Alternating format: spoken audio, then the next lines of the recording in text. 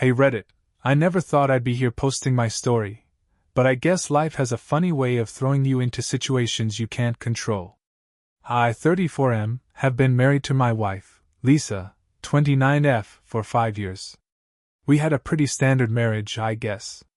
We both worked, no kids yet, though we had talked about it for the future. Lisa loved her independence, so I wasn't too surprised when she picked up a job that required her to travel across the city for meetings almost daily. Nothing felt out of place, at first. She didn't own a car, so she started taking taxis.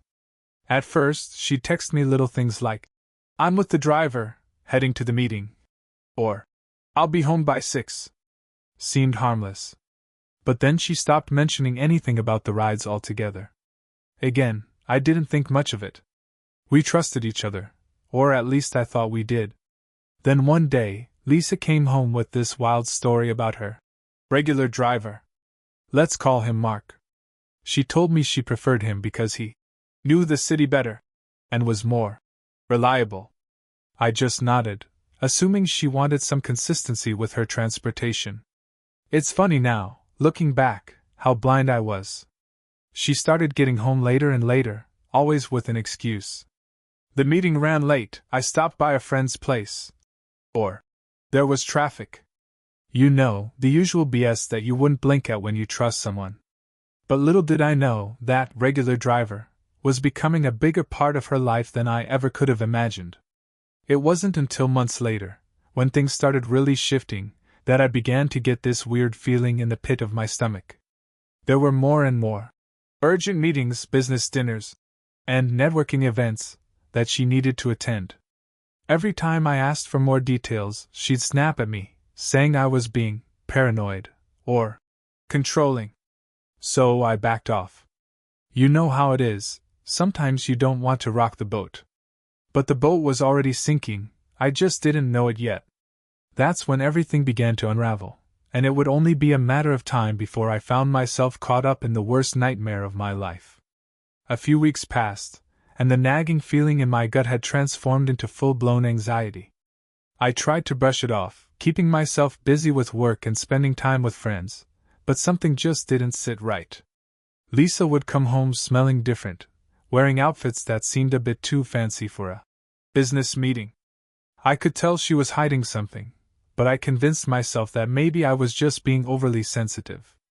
One Thursday evening, I decided to surprise her with dinner. I whipped up her favorite meal and set the table, feeling hopeful about reconnecting after so many long nights apart. When I texted her to come home early, she replied that she was caught in traffic with Mark and wouldn't be home for another hour. Frustrated but determined, I waited. An hour turned into 2, and just as I was about to call her, I heard a car pull up outside. I peeked through the window, expecting to see Lisa step out. Instead, I saw Mark, her reliable driver, helping her out of the back seat, laughing together. My heart dropped. They looked way too comfortable, too intimate for a driver-passenger relationship. Without thinking, I threw on my jacket and went outside. I confronted them right there in the driveway. "What the hell is going on?" I shouted, rage and confusion mixing in my voice. Lisa looked caught off guard. "What are you doing here?" she stammered, her face paling as she clutched her handbag like a shield. Mark shifted uncomfortably, but I wasn't letting him off the hook. "So this is the traffic you're always in? You two seem awfully cozy," I shot back, my anger boiling over. Lisa's eyes widened, and she shot a glare at Mark. "You shouldn't have come, this isn't what it looks like," she yelled, her voice rising in a high-pitched panic. The denial poured out of her like a fountain, every lie spilling forth with shaky conviction. "He's just a friend who gives me rides. You always knew how busy my schedule is." "Busy with what? Going out with your driver?" I couldn't hold back the bitterness in my voice. Mark, sensing the tension, quietly excused himself, saying he had to get back to work. I barely registered his exit as I turned to Lisa, who was now full-on hysterical. "You don't understand. I was just trying to make things easier. You're always at work and I didn't mean for this to happen," she blurted out, her mascara running down her cheeks. Didn't mean for what to happen, Lisa? To cheat on me? I felt like I'd been punched in the gut. The reality of it all crashed down on me like a wave, and I couldn't fathom the betrayal. Lisa broke down further, falling to her knees. Please don't say that. I love you. I was just feeling lonely, and Mark was there. It was a mistake. But in that moment, everything changed for me. I could see the truth, the desperation in her eyes, and it sickened me. I didn't care about the tears or the excuses. All I felt was the cold grip of betrayal. This was not a mistake, it was a choice. And in that instant, I decided I wouldn't be the fool anymore. As she sat there crying, I took a deep breath, knowing I was standing at a crossroads I never wanted to face. My heart raced as I realized the path I was about to take. I was going to file for divorce. But before I could even say it, my world tilted once again. Just as I was about to voice my decision, the doorbell rang, startling both of us.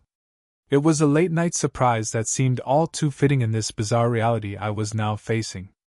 I opened the door to find our neighbor, Karen, standing there with a concerned expression on her face.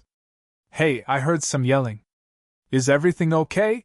She asked, glancing back and forth between Lisa and me. I could feel the heat rising in my cheeks, a mixture of embarrassment and anger. Not really, I replied curtly, my eyes never leaving Lisa. Just having a little discussion about loyalty. Karen's brow furrowed, and she stepped inside, immediately sensing the tension in the room. Lisa, is everything all right? She asked, her voice softening. Yeah, everything's fine, Lisa interjected, quickly wiping her tears and putting on a fake smile that looked more like a grimace. Just a misunderstanding. But Karen wasn't buying it. It doesn't look fine, Lisa, she said, crossing her arms. You look like you've just been through a storm. And if there's anything I can do… No! Lisa interrupted again, panic rising in her voice. I mean, really, we're good. Right, babe? She shot me a desperate look, clearly wanting to deflect the situation. I felt a rush of bitterness at her attempt to paint everything over with a cheerful brush. I think we need to talk, Lisa. Alone, I said, my tone firm. Karen, sensing the urgency, hesitated but eventually nodded and stepped back outside. I'll be right next door if you need anything, she said, casting a sympathetic glance at me before closing the door behind her. Now that we're alone, let's cut the crap, I said, my voice low but steady. You've been lying to me for months, and I'm done pretending that everything is okay. Lisa's facade crumbled again, and she fell back onto the couch, her hands covering her face. I didn't mean for it to go this far, she cried, her voice muffled. It just happened.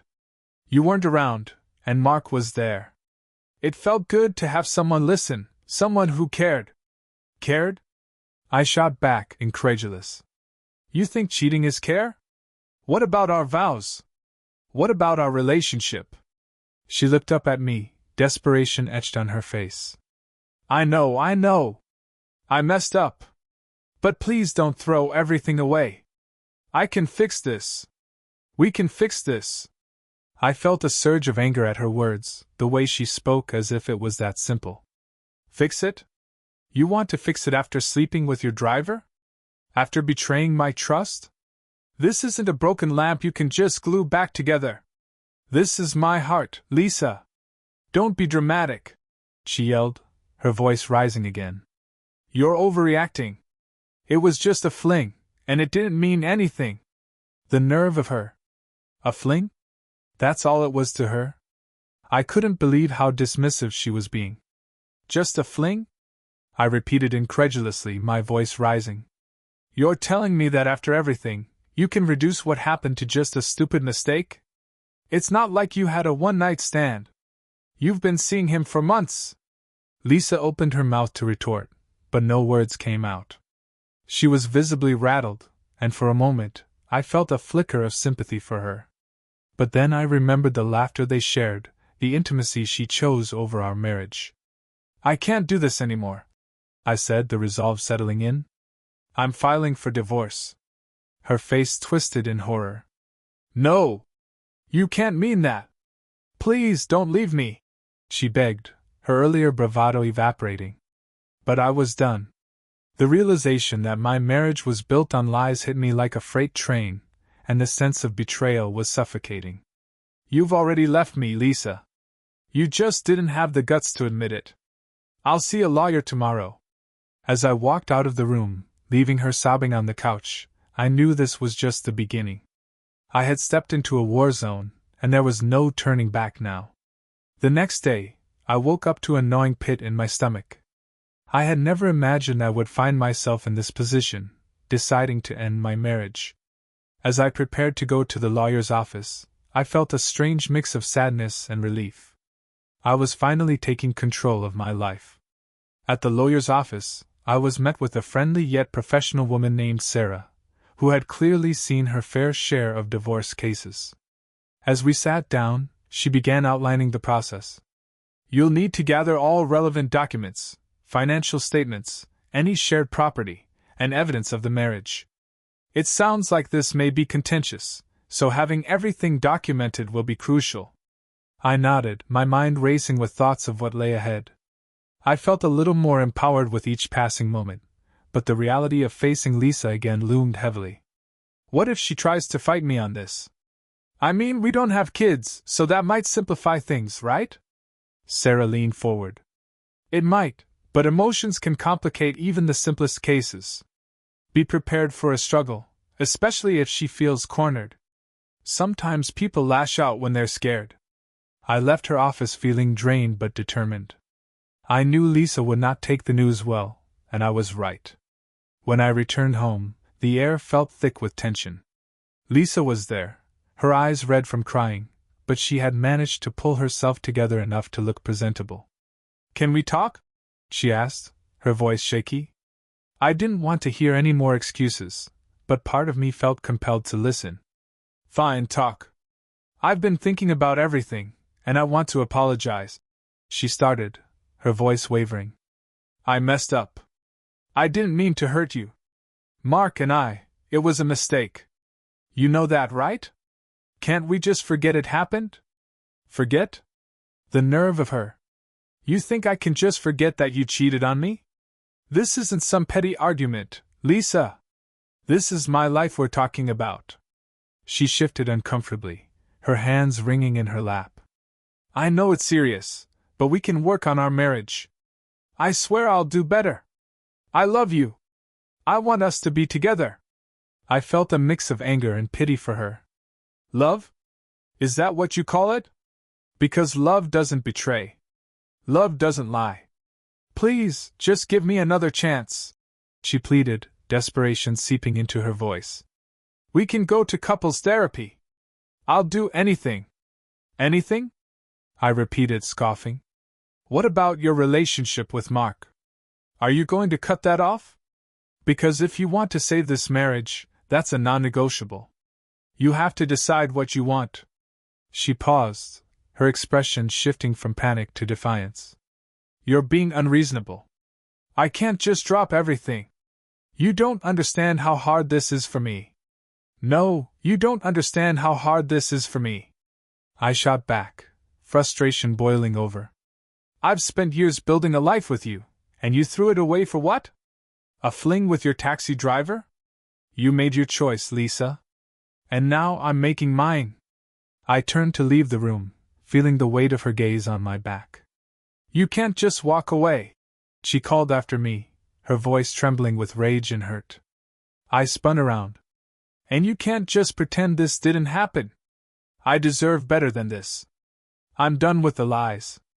As I walked away, I felt a surge of clarity wash over me. I was making the right decision, no matter how difficult it felt in the moment.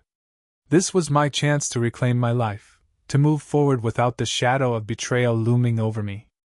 But as I prepared to confront the challenges ahead, I couldn't shake the feeling that this was only the beginning of a tumultuous journey, one that would test my resolve and expose the dark side of love and trust. The next few days were a whirlwind of emotions.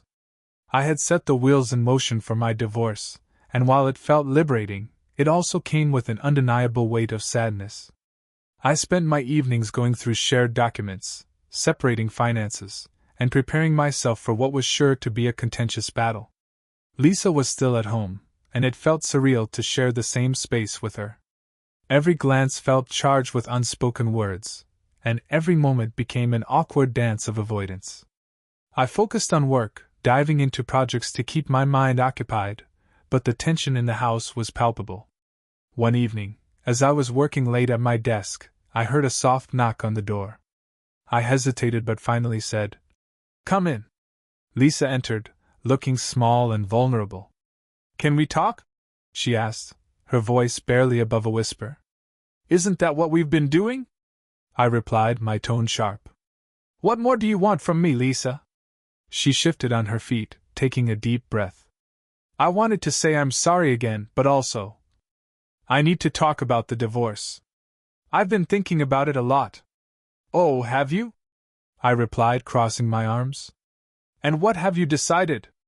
That you want to keep Mark around while begging me for forgiveness?" "No.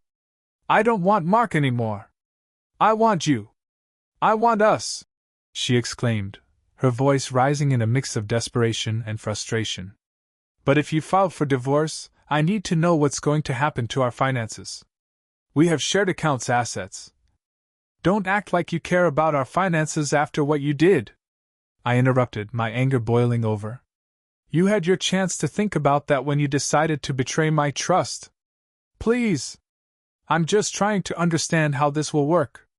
We can't just rip everything apart without talking about it," she pleaded, her voice breaking. "Then why don't you call Mark?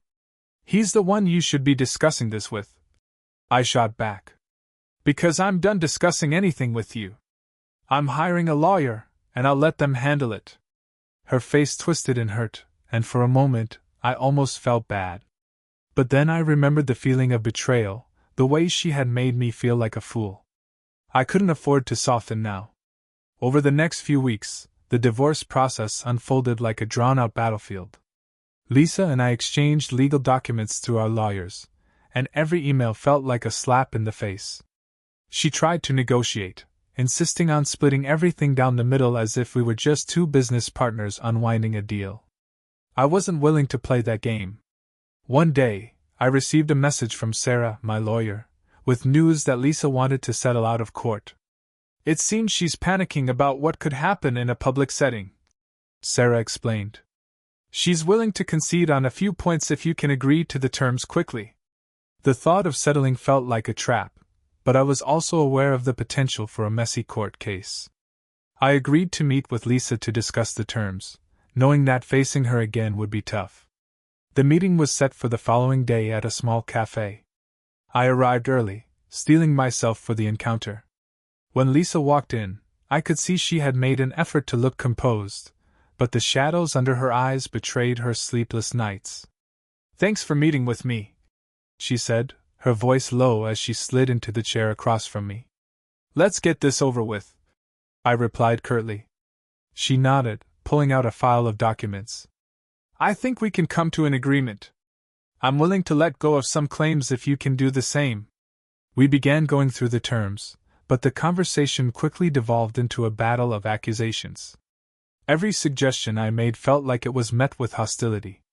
I could see the frustration bubbling in her, and she finally exploded. "You don't get to dictate this. You think I'm just going to roll over and let you take everything? You're the one who's destroying everything we built," she shouted, drawing the attention of nearby tables. "Everything we built?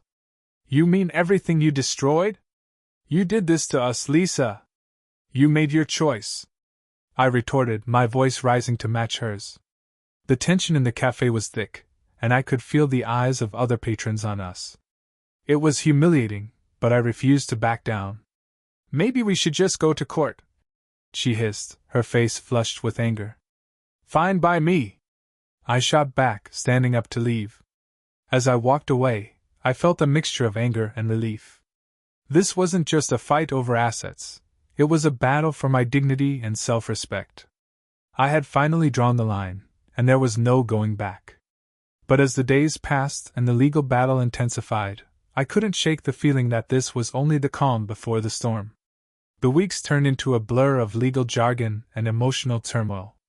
Each day felt like I was navigating a minefield, and every conversation with Lisa became a battle. As our court date loomed closer, I felt like I was holding my breath, waiting for the inevitable explosion. I started spending more time with friends, trying to distract myself from the chaos. One evening I met up with my buddy Jake at a bar. He could sense my tension right away. "Dude, you look like you've been through a war," he said, sliding a beer across the table. "Thanks, I feel like I'm in one," I replied, downing the drink in one go. "The divorce is turning into a nightmare. Lisa is fighting me on everything, and it feels like she's trying to drag me through the mud. Have you thought about how you want to handle it? I mean, do you really want to go to court?" Jake asked, his brow furrowing with concern. I leaned back in my chair, rubbing my temples. "I don't know, man. Part of me wants to just end it quickly, but every time I think about it, I feel like she's trying to manipulate the situation. I just want to get out of this with my dignity intact." "You can't let her play you like that," Jake said, his tone serious. "You deserve to walk away without all the drama. If she's trying to drag you down, don't give her the satisfaction." His words resonated with me. I had been letting her control the narrative, letting her emotions dictate my reactions. "You're right. I can't let her dictate how I feel anymore. I need to take back control." As the conversation continued, I felt a sense of clarity washing over me. I was done being the emotional punching bag. I needed to be the one to set the tone moving forward. The next day, I decided to take action. I met with Sarah again to discuss my options. "I'm ready to push back," I told her. "Let's take this to court if we have to. I won't let her walk all over me anymore." Sarah nodded, her expression thoughtful. "That's a strong stance. It might get messy, but if you feel it's necessary, we can prepare for it. Just know that emotions will run high on both sides." I left the office feeling empowered. I was taking a stand, ready to fight for what was rightfully mine. But as the court date approached, the emotional toll began to weigh heavier on me. On the day of the hearing, I arrived at the courthouse early.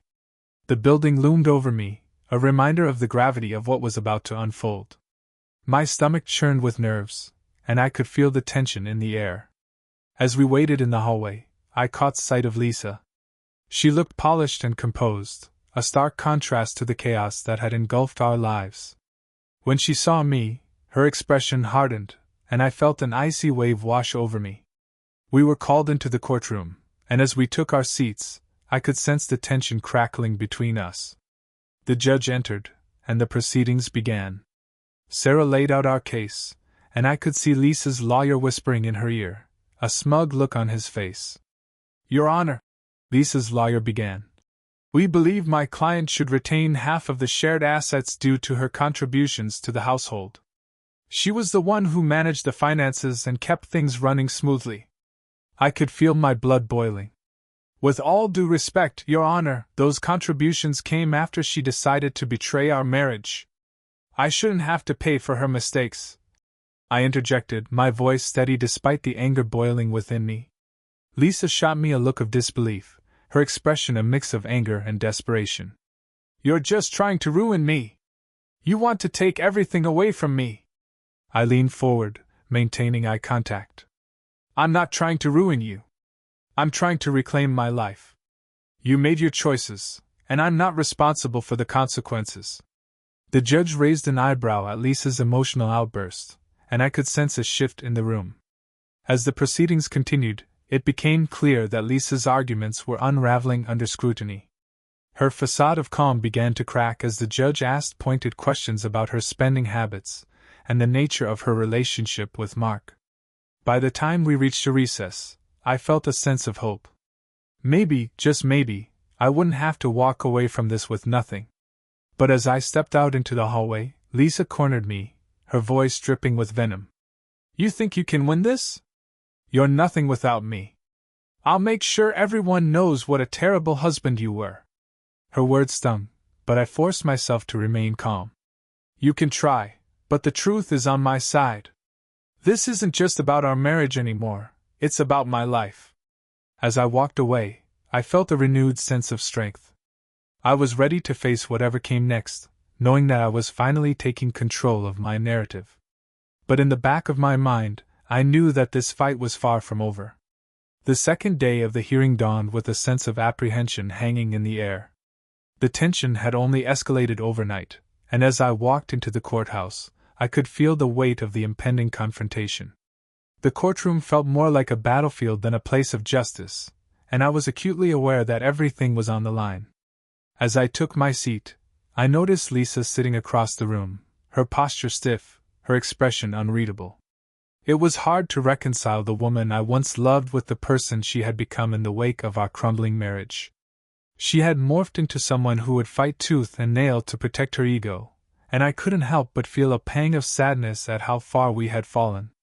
The proceedings began again, and this time, Lisa's lawyer called her to the stand. I held my breath as she began to speak, trying to maintain a facade of confidence.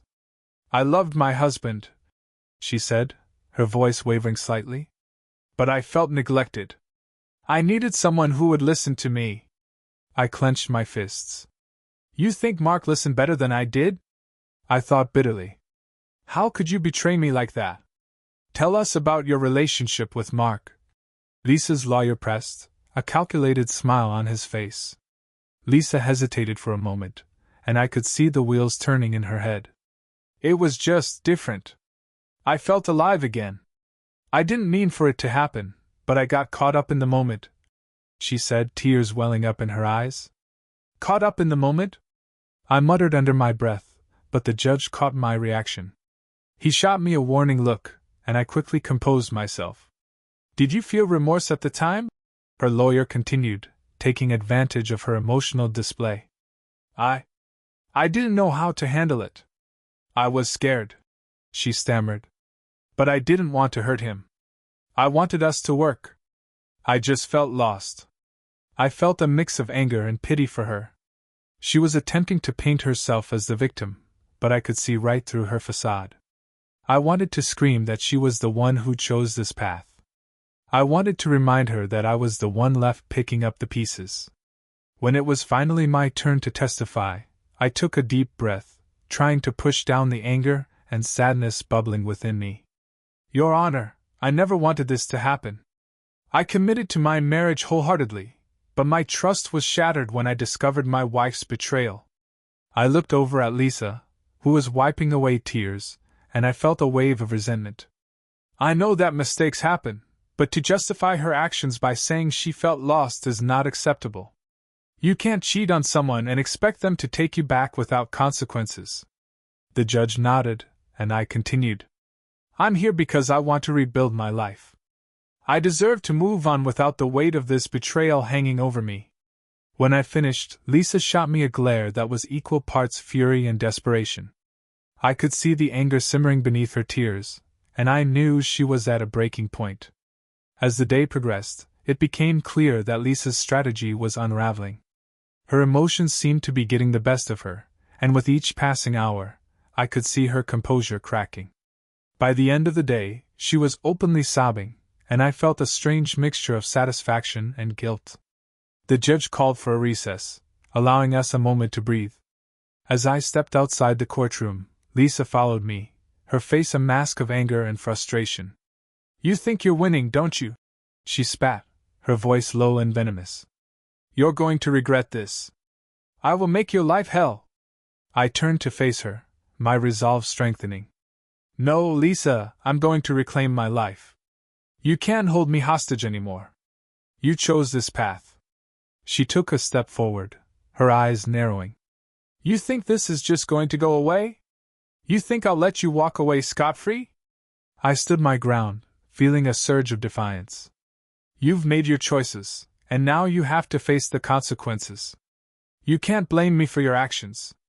With that, I turned to walk away, feeling an overwhelming sense of relief. I was finally taking control, no longer allowing her to manipulate my emotions or my life. But just as I thought I had left the chaos behind, Lisa's voice cut through the air, sharper than a knife. "You'll never be able to escape this, you know. I won't let you." I paused, turning back to face her, ready to counter her threats, but the look in her eyes stopped me in my tracks.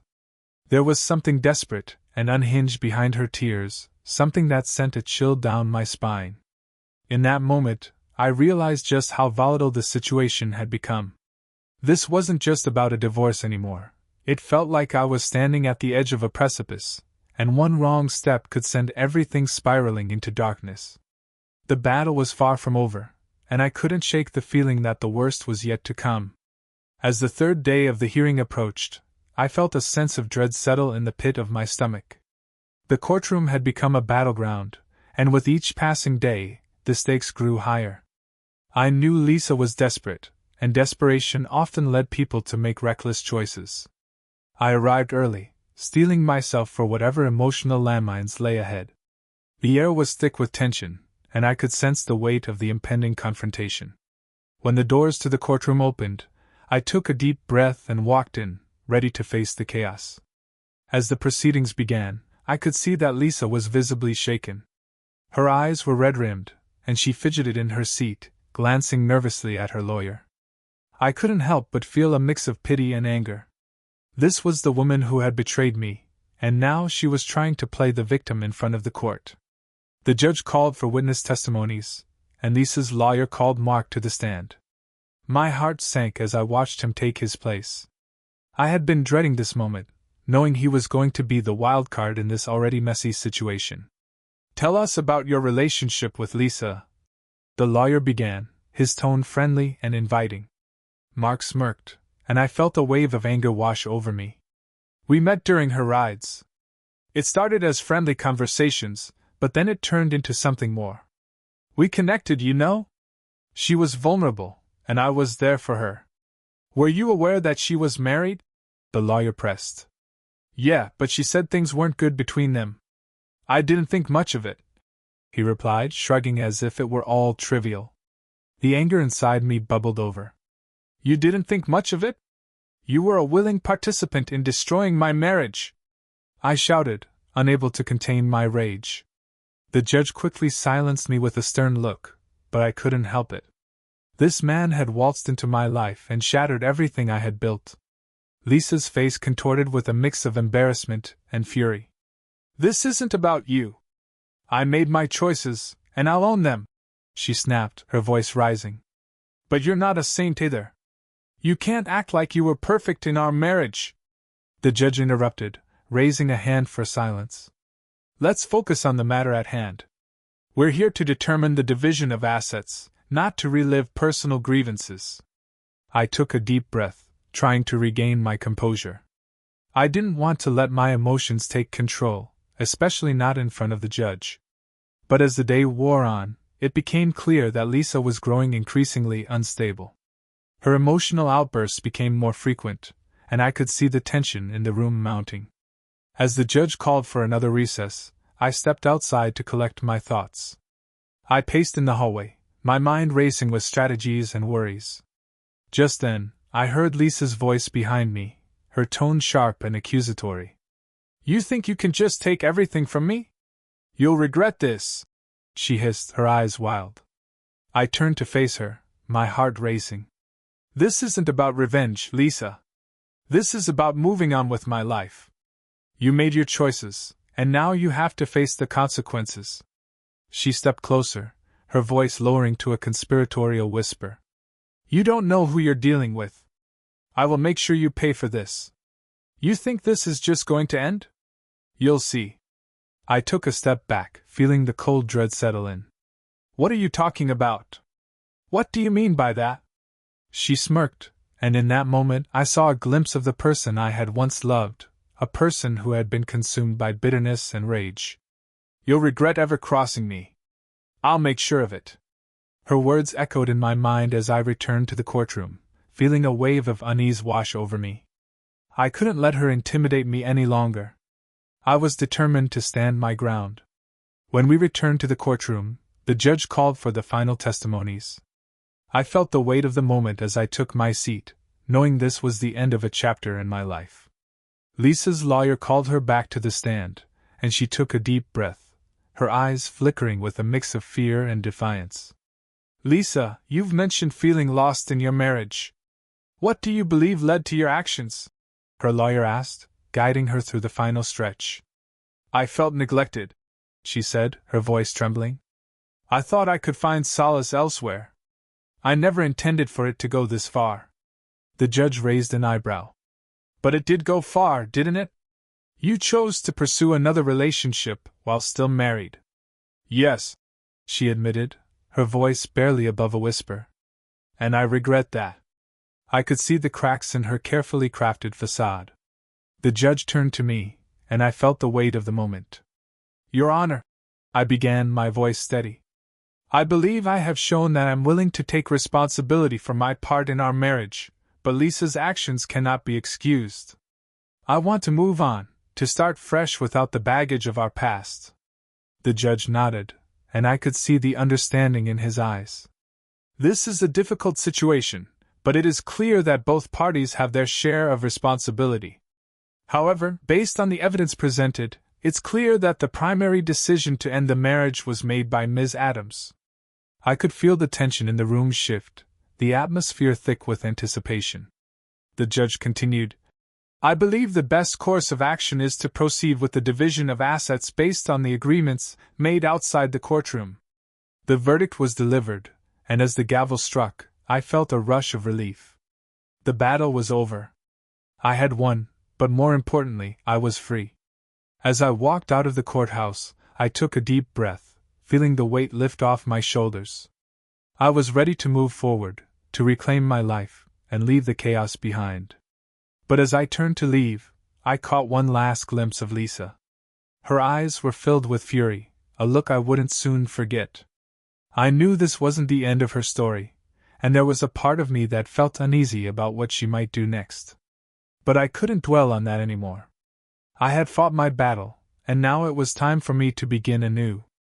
As I stepped out into the bright sunlight, I felt a sense of hope for the future, a future I was ready to embrace, one where I could finally be free.